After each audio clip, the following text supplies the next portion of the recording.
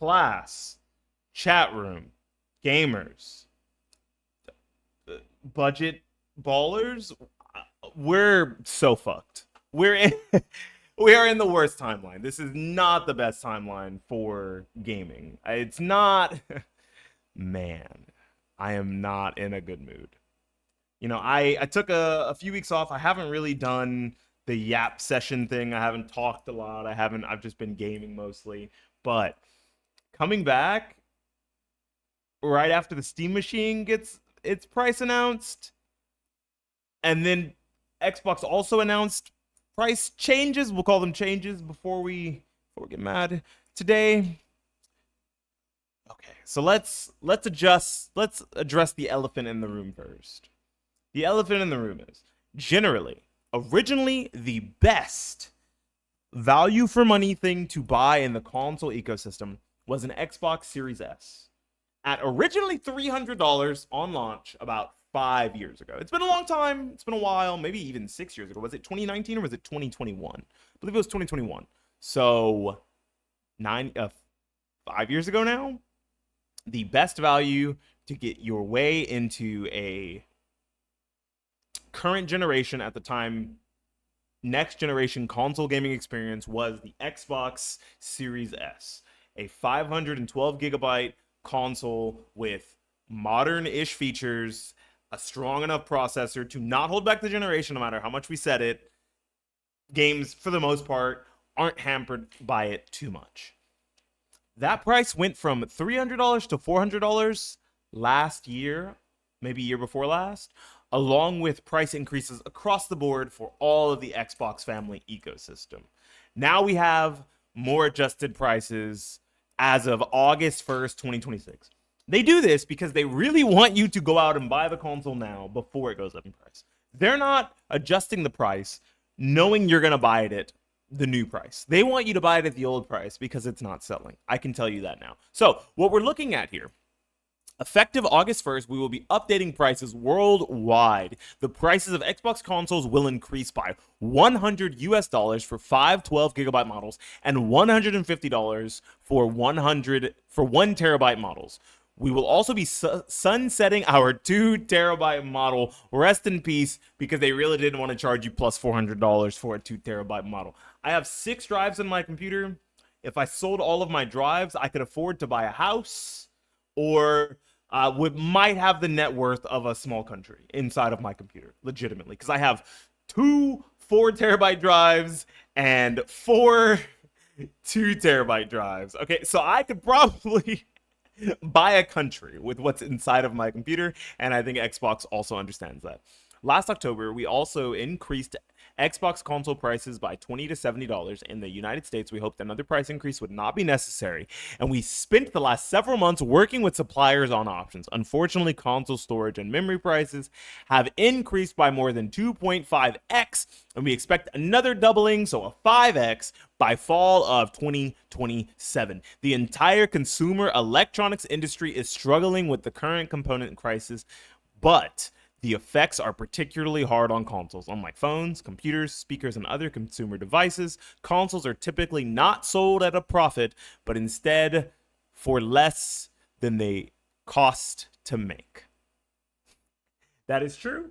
Generally, hey, how you doing, YouTube chat? Generally, consoles are loss leaders. And unfortunately, with the way that things are going now, it's harder to make a console as a loss leader, and even if you do, you still have to bite the bullet on something. RAM and storage is just too high. You can create a budget or a cheaper end manufacturing process for something along the lines of your CPU, GPU, your APU combination for a console, but you really can't bite the bullet on $400 storage, on $250 RAM. It's not something reasonably that I expect a company to be able to do. Maybe you don't reintroduce more stock into the system. Maybe you just cut off current supply and you end it there, and you just focus on software, and you focus on games, and you focus on peripherals while you're waiting for the chip shortage to maybe sort itself out. But this is the nature of what we're looking at for the current generation of consoles. It's really unfortunate.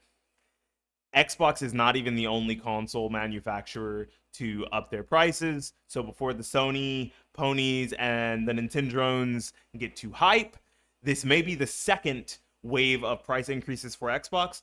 But Sony's already had one, and with the way things are going, I refuse to believe there will only be one.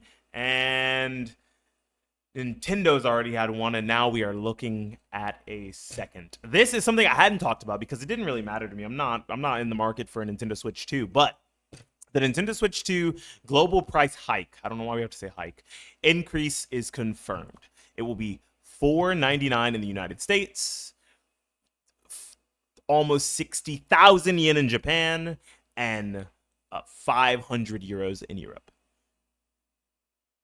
This is as of May, so this is from about a month ago, but we just never looked at it because I haven't been keeping up too much with this. I know that everything's going up. I don't want to be a doomer. I don't want to be that guy who just talks about gaming news whenever things are bad. But right now, man, things are really bad. If you do not already have a console, if you do not already have some sort of a gaming device, this is the worst time to buy one. We really thought that we'd have a savior, and we don't. I can show you the actual price increases and their percentages for Nintendo, at least, right? In Japan, it's actually going up a full 20%. That's kind of huge, a full 20%. In Canada, it's 8%. In Europe, it's 6%. And I believe in America, it's a little over 6%. It's like 6.7, or like, oh no, I said 6.7, or it's 6.8%. It's something like that. It's a $50 increase. And it's really unfortunate that this is happening across the board. There's not really anything that we can do to change it, right? The thing you can do is if you need or want one of these devices, you just have to go out and get it now before it becomes more expensive, more exorbitant. We're getting to a point where gaming is now a luxury. Gaming is no longer like a budget man's hobby. It's pretty expensive. I guess the initial cost of hardware can be high, but games are pretty budget, right? There's a lot of good indie games out there. You could find some of the best games to have ever existed for $40, $50. Not every budget, not every AAA banger, not every $70, $80 game has to be purchased. There's tons of older games. You have an entire wealth, an entire catalog of games from the last, 30, 40 years of gaming that you can acquire through completely legal and non sailing the high seas kinds of ways to enjoy if you get yourself a Nintendo Switch 1 and maybe mod it, or a Nintendo Switch 2 and mod it, and pray to God Nintendo doesn't break your console.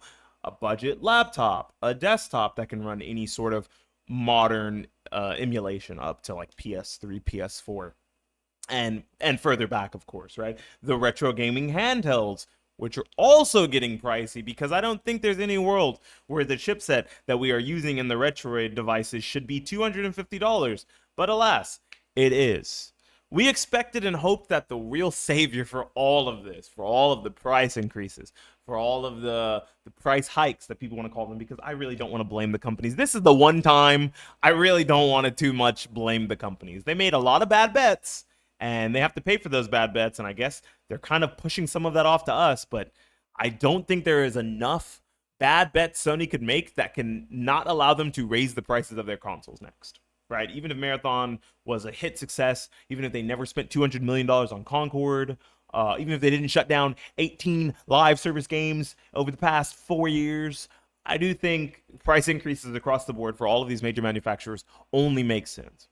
We hoped to not see that for one device in particular. The precursor to it got a major price increase right before it sold out again immediately, and that is the Steam Deck, Steam Machine. Rumors are that the Steam Machine 512 was actually supposed to launch around $700 to $750. But here we are, looking at the base Steam Machine, a console box, a computer with the form factor of a console and the UI of a console that rivals, maybe narrowly loses to the current generation of modern consoles. It'll beat an Xbox Series S, but definitely loses to a Series X and a PS5. Completely missing the mark on price for them. If you look at something like the Xbox Series X and the PS5, you're looking at $650 to $700 for the base model versions of these consoles. I believe now it's $750, unfortunately. If you look at the price of an Xbox Series S with the new $100 increase, it'd be $750. You're still clearing that cost plus an additional $400 fucking dollars if you need the controller. Help me. Brother, help me. I wanted so badly for the Steam Machine to launch at a sub $1,000 price, $800 and $900, to be a reasonable console killer or console competitor, right? At least put the Dukes up with them, at least put the gloves up, at least fight with them. But instead, here we are with a modern-ish CPU and GPU architecture, Zen 4, so that is a newer CPU architecture, RDNA 3 with 28 CUs, roughly matching something like a Radeon RX 7600S, 7600M, not even the XT version of the laptop version of a Radeon 7600. That's what we're looking at here in a scope of power with its own dedicated graphics card, VRAM. So 24 gigs of RAM total, 16 dedicated to the system, 8 dedicated to the graphics card. Great. But a 512 gigabyte NVMe SSD, very small. PS5 chews that up, eats it up. 828 gigs respectively left over after all of the console UI. You look at something like an Xbox Series S and you have a 512, you end up with something like 478, 487, something I can't remember off the top of my head. I used to have one. And then Wi-Fi 6E, not even the newer Wi-Fi 7, gigabit Ethernet, fine, sure. Bluetooth 5.3, fine, sure.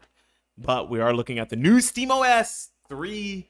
I think it's 3.8 actually. It's not even 3. It's 3.8. SteamOS 3.8. It's working and it's on a box that you can plug up to your TV. It'll turn your TV on. You can sync it up with the controller and the controller will turn on the box and will turn on the TV just like a console. It's great. But is it $1,128? Great. God damn, I don't think so. I have a lot of computers, right? I have my beefy ass rig here with an i7 12 gen. I don't remember which one off the top of my head. I'm not checking my task manager. A Radeon RX 69 giggity, funny number, 50 XT with 16 gigabytes of VRAM, 32 gigabytes of DDR5 with a country's worth of wealth of hard drives, SSDs, and NVMe SSDs. Okay, I have all the power I need. I have a really nice older generation 2070 gaming laptop sitting right here that I use for YouTube chat. Say hi, YouTube chat. Say hi, YouTube video, if you guys are watching the video later. I have tons of hardware. I am fine. This bothers me, not for me. I'll be okay. And as a matter of fact, in a couple of weeks, I can afford one of these. I got this nice chain on. I can sell this bitch. I can sell this nice polo watch I got. I can afford myself. I can afford myself a Steam Machine with the controller if I really wanted. I could probably squeeze in the 2 terabyte one if I wanted. This isn't about me.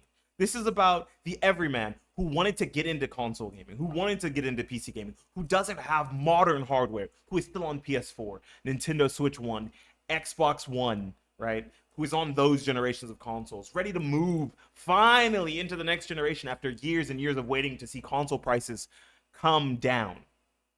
And instead, they're going up. Everything is going up, and it's making it so much harder for people to get into this medium, to get into this space, to get into this hobby. I don't want gaming to die because it becomes exorbitantly expensive. Need to learn like Beanie to build me a PC? Yeah, good luck. I mean, if you want to spend 2 bands, I can make sure you get a great PC. It'll cost you 2 bands. As a matter of fact, I think that if you're looking for an entry point into PC, I honestly don't think that this is an awful spot. I think that if you were to build a computer about this strong, you're not going to make it in this form factor, but you'll damn sure be paying about this price. For a PC with about this spec, if I look up a laptop right now with a 6-core, 12-thread, RDNA 3 graphics card and 16 gigabytes of RAM, you're spending about this much. You're spending a rack. You're spending $1,000, G. Unfortunately, that's just the market we're in. So this isn't even a terrible value on paper. And I think that's my biggest issue. You look at something like an ROG Ally Xbox, an ROG Xbox Ally X, motherfucker, what are these names? What are these names? Help me, help me. Things are starting to get, oh my God, get on my last fucking nerve. 420 edition gamer 69 420. Anyways, this is $1,000, and this isn't even a bad value when it comes to gaming handheld PCs. If you look for something with a Z2 Extreme equivalent laptop chip with 24 gigabytes of RAM and a 1 terabyte SSD, you're spending about this much money. You're not even getting the built-in controller. You're getting a built-in keyboard, but guess what? You're a gamer. You don't need that fucking keyboard. You need a controller, and it's strapped on, and you could put this shit in your backpack. I guess you could put a laptop in your backpack. I digress. You understand. Different form factors, same price. This is the next generation of gaming handheld PCs, the current generation. Right? I have an older one. And if you look at this price of $1,000 and you look at a previous generation Legion Go 1, Lord fucking help me, it's almost the same price. It's almost the same price. Help me. I don't know what to do anymore. I used to tell people that gaming handheld PCs were a great value, because I got my Legion Go on sale for $550, brand new, with the this is the 512. Oh my gosh, this isn't even the 1 terabyte. I have a 1 terabyte that I got for $550 on sale, brand new. They were $750 3 years ago, 2.5 years ago. Now you're spending almost the same amount that you would for a brand new next generation, current generation handheld, and you have half the storage, 2/3 of the fucking RAM, and 25% less performance on the CPU GPU pairing. We're in an awful spot. We're in a terrible world when it comes to PC gaming. And I hate to make these videos. I hate to make videos where it's extremely negative and it's just passion and rage filled, and I don't have a solution. Do you know what my solution is? My solution is, if you have something now, keep using it. Lower your settings, lower your resolution, use upscaling, use frame generation. God, I fucking hate frame generation for the most part. Use the technologies that you have to make the games you want to play now run. If you have technology around you, if you got, 5 bands worth of PCs. I have a PC in my living room as well, and I have another laptop in my car. I have a gaming handheld PC in my backpack. Like, I'm stacked. I'm strapped. Okay, I'm good. Right? They say stay strapped or get clapped. Nobody's getting clapped in this bitch today. We have everything we need. If you don't, find a good value. Create a good value. I think that the Steam Machine, for the most part, especially if you find a way to get an additional drive and either dual boot or swap drives, maybe it's an all-in-one that you can use for both actual PC and you can use it as your game console if necessary. Something along the lines of a Steam Deck. Not great value. I think $800 is way too much for that device, if I'm quite honest. I recommend one of the older-end Asus ROG devices, the Asus ROG Ally, Asus ROG Ally X. Even the Xbox, the white Xbox Ally at $500 is a significantly better value than the Steam Deck. I'm sorry, Steam Deck bros, it's finally over. Let it go. It's $800 and it shouldn't be that much. It sucks because I think the Steam Deck is a phenomenal piece of hardware, but it's not a phenomenal price anymore. Going used, checking your local marketplaces, even if it means custom building something that is a goddamn Frankenstein. My first computer that I streamed and gamed off of, Daily Driver, was an i7 2700K with a GTX 970, 16 gigabytes of RAM, and a 1 terabyte hard drive. That was my very first computer that I ever had, that I used to stream, that I used to game as an adult. I had like a little old gaming computer that my brother had put together, and we all used it when I was a kid, that he put Ubuntu on, and we were playing Linux games. We were playing Linux gaming before it was cool. It wasn't easy. There was a lot of games that didn't run very well, but we sure were doing it. You can build yourself a used PC for $500, for $600. You can match the console spec on the used market. You could probably even match or beat the Steam machine spec and price on the used market. But now you're in a new territory, in a new world that you don't understand. A lot of guides might help. A lot of PC builders might try to and want to help, but it's not the same. And it's making this harder, prohibitively harder to get into. It's more expensive, and now if you want to beat the barrier of expensiveness, you got to pick up some new knowledge. My recommendation: stick with what you have, or learn how to build yourself. Learn how to build yourself, or learn how to find a sick deal on Facebook Marketplace. It's time to lowball everybody you see with that RTX 2070 PC that they've been sitting on for 2 months that they still have at $600. It's time to tell them if they'll take 450 because they've been sitting on it for 8 months. Gaming's becoming a luxury. Gaming is becoming an exorbitant hobby that is unfortunately going to keep people out of it. It's going to really start to choke the new blood that could be coming into this hobby. It makes me really sad. We might see more Android gamers, more phone gamers than we ever have, because everyone has a phone in their pocket, but not everyone has the money to. I hate you, Creeper. Not everyone has the money to afford to build a brand new PC or buy a brand new console anymore today. If you have any other solutions, any thoughts, leave it in the comment section down below.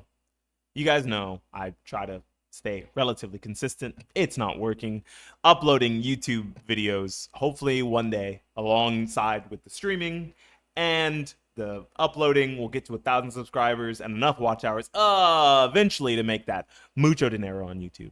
Anyways, this is in Beanie Thuggish talking about the price increases for consoles, PCs, and the gatekeeping of gaming because of AI, if we're being real. Signing out and saying